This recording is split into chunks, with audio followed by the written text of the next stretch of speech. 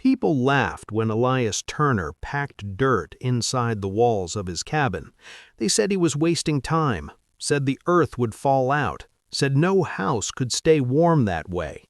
But when the worst winter in 20 years finally came, the laughing stopped.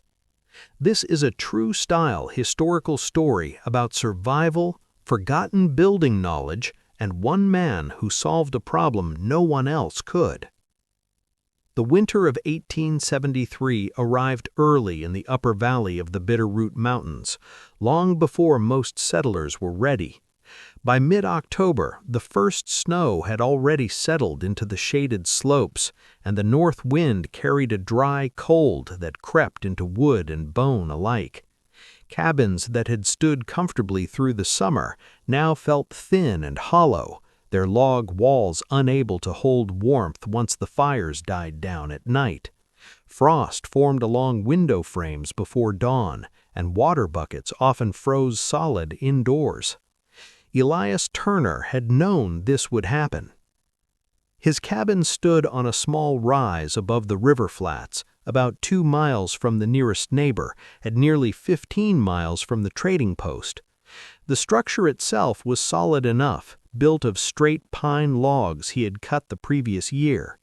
The corners were tight and well notched, and the roof was steep enough to shed heavy snow. From a distance, it looked like any other settler's home in the valley.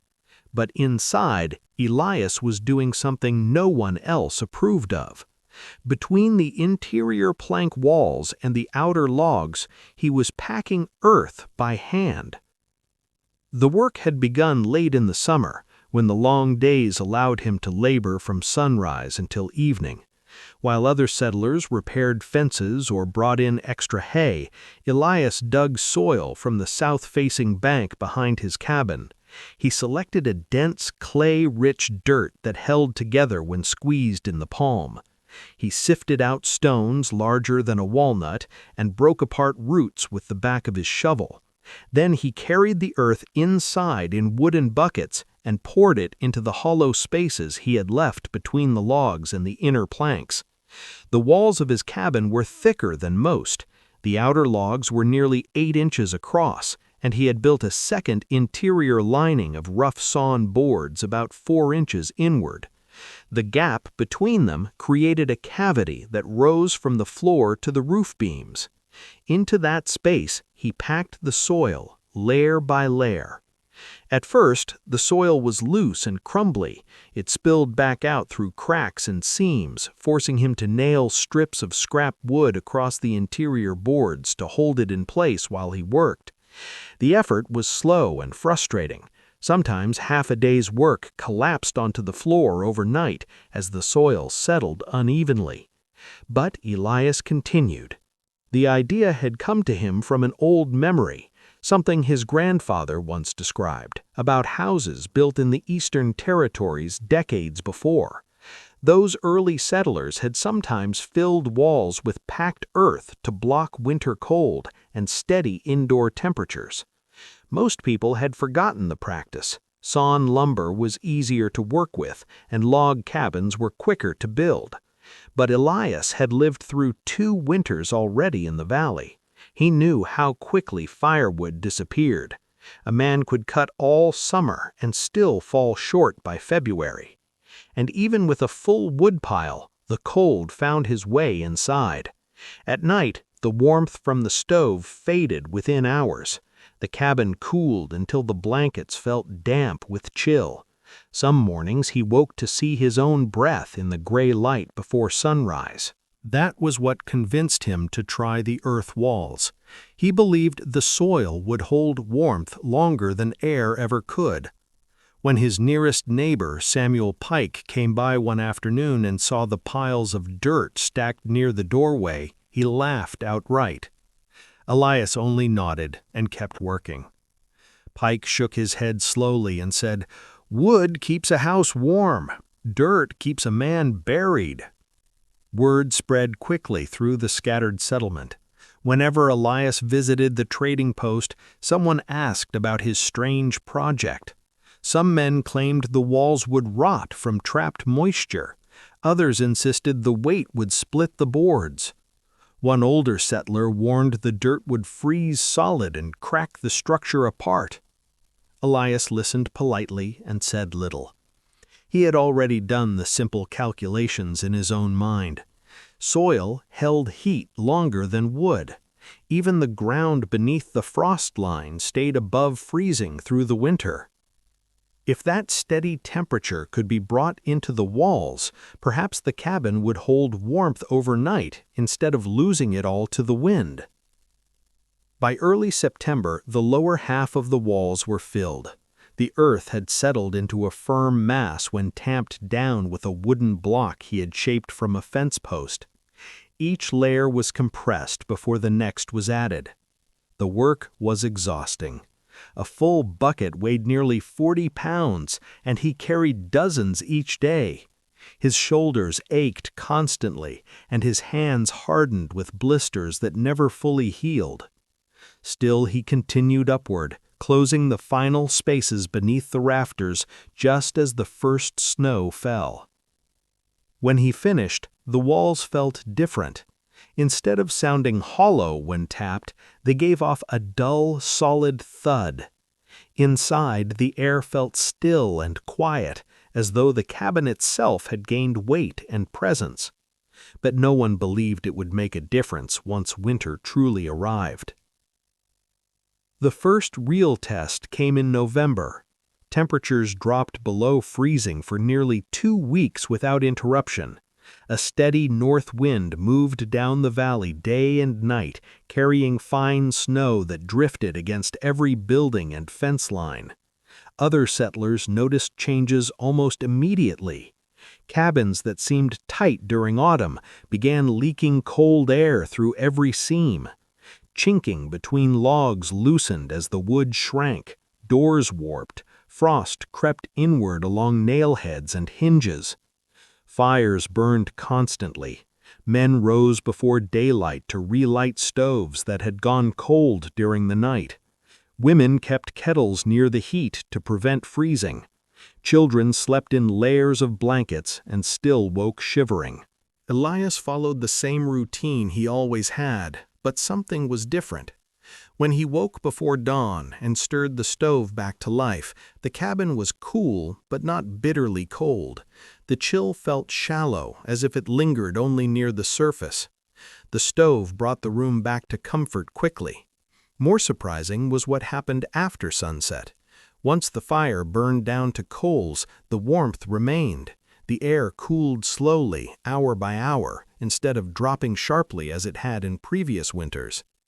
Elias began keeping notes in a small ledger. Each evening he recorded the temperature outdoors using a simple spirit thermometer nailed beside the door. Then he noted how long the stove burned and how warm the cabin remained afterward. The pattern became clear within weeks. The earth-filled walls absorbed heat throughout the day. When the fire burned steadily, warmth passed through the interior boards into the packed soil. The clay-rich dirt held that energy, the same way the ground held summer warmth beneath the surface. After the fire died down, the stored heat returned gradually into the room. The effect was subtle but undeniable. Instead of freezing within hours, the cabin cooled slowly through the night. Even the floorboards felt less icy in the morning. Elias also noticed he was burning less wood, not dramatically less at first, but enough to measure. Where he had once needed an armload every evening and another before dawn, he now needed only one full load to carry through until morning. He estimated nearly a quarter reduction by the end of November. Samuel Pike visited again around that time, stamping snow from his boots near the doorway. He paused after stepping inside. "Feels warm in here," he said cautiously. Elias nodded and offered him coffee. Pike walked around the room, tapping lightly against the plank walls. "They solid as stone," he muttered. Elias explained what he had observed so far. The dirt, he said, acted like a storehouse for heat. The thicker the mass, the longer the warmth lasted. Pike listened without arguing this time. Before leaving, he said quietly, "We will see come January." Everyone agreed January would be the real test. That was when the valley froze hardest. That was when woodpiles shrank dangerously low. That was when poorly built cabins failed. January came with a cold unlike anything the valley had seen in years. A high-pressure system settled over the mountains and held fast for nearly 3 weeks.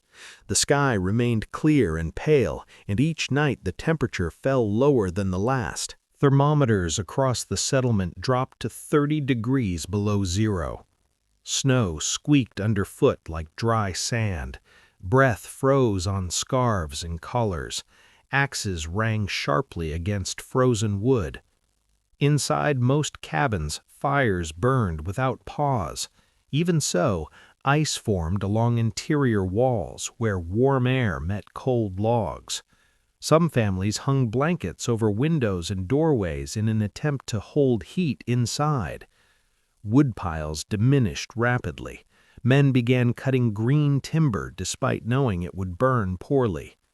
Elias watched the weather carefully. He measured outdoor temperatures each morning and compared them with the conditions inside the cabin.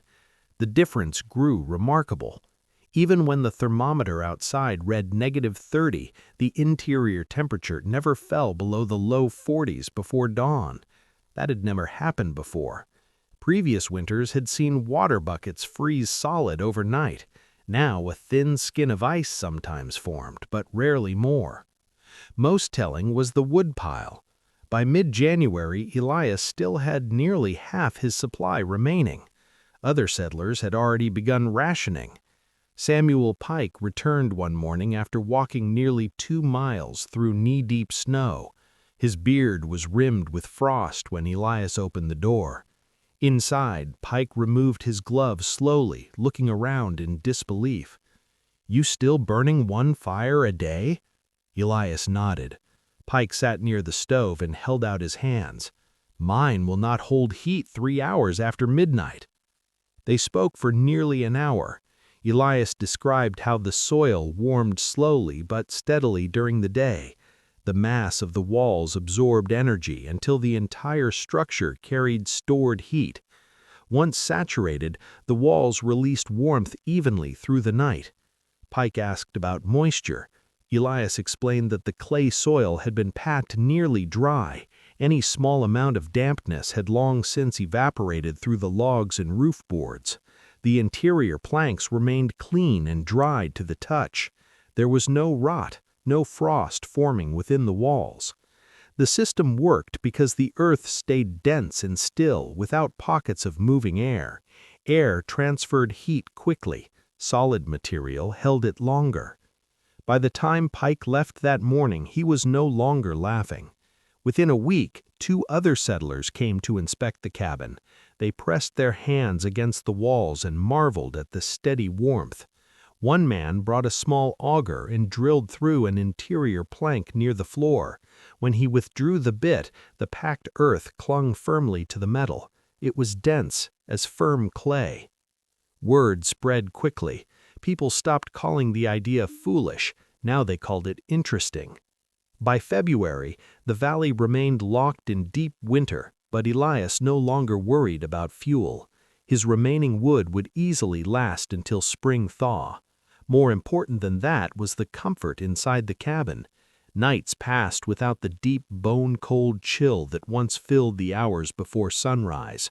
The interior temperature remained steady enough that he slept without heavy layers of clothing. Water buckets rarely froze, and tools left indoors never developed the thick coating of frost that had once been common. Visitors came regularly now. Some arrived out of curiosity, others out of practical concern. Many had burned nearly all the wood they had cut during summer and were already planning for the following winter. Each man who stepped inside noticed the same thing. The warmth felt even and quiet.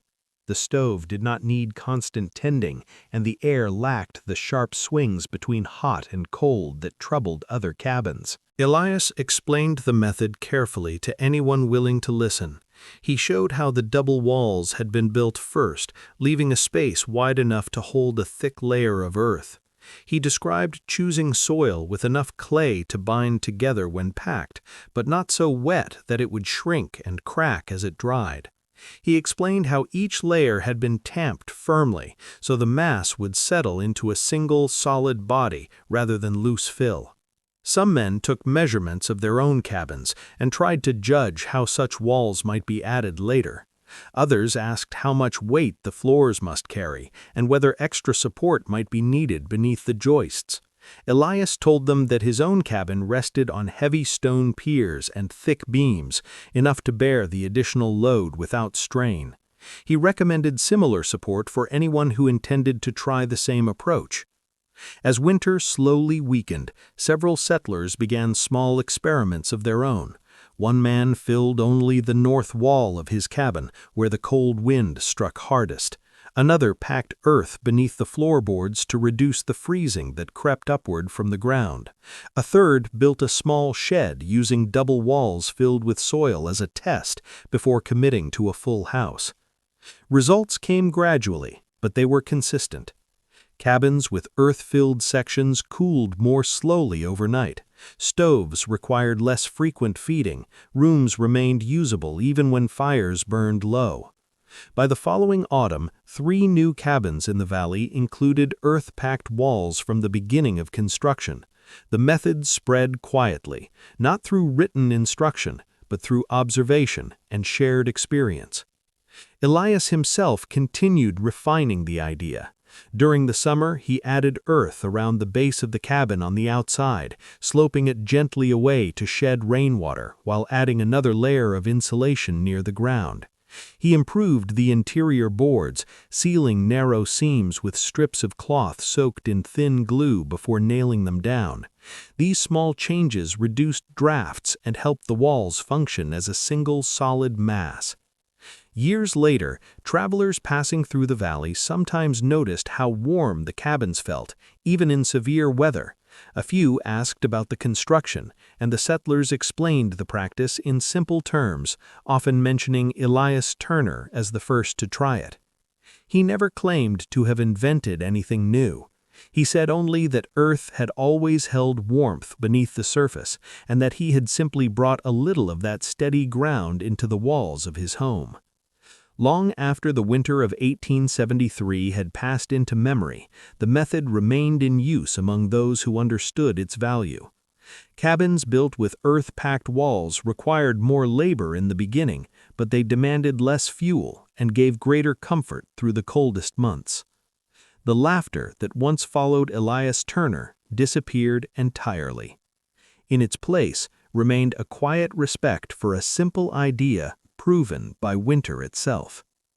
Thanks for listening. I am always interested to know where you are watching from, and if you learned something new from this story, let me know in the comments.